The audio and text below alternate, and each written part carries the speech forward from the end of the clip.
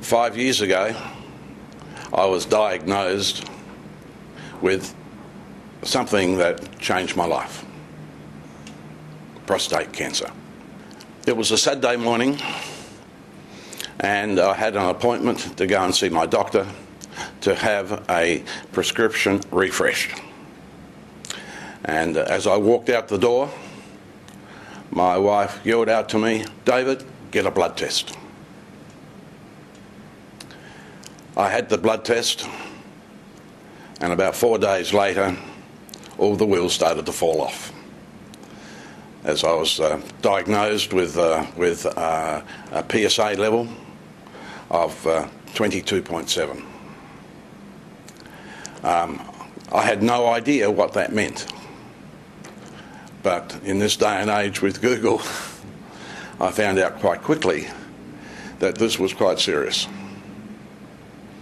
My GP sent me then off to my urologist, and further tests were done. 3 or 4 days later, of course, the analysis of that came back, and it was pretty devastating. I was 93% diseased. So it was the 10th of March, 5 years ago, just gone. And I entered hospital, and I had high-dose brachytherapy. There are 20 rods, about that long. I don't exaggerate, they're about that long. And they insert that between your anus and your scrotum. And they insert that into the prostate. Look, it took me 4 years. But I'm back. I'm back as good as I ever was. I don't have any trouble in doing my 100 sit-ups and my 75 push-ups, and I can run a half marathon.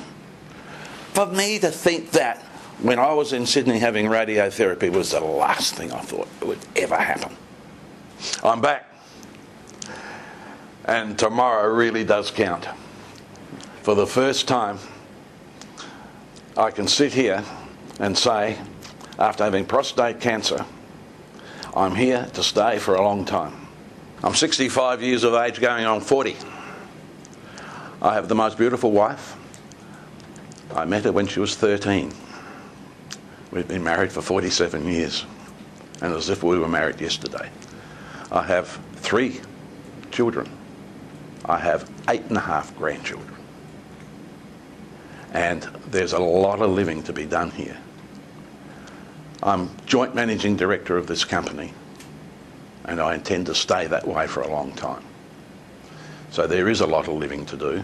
So don't let this type of illness stop you from doing anything. Just make sure it's treated properly.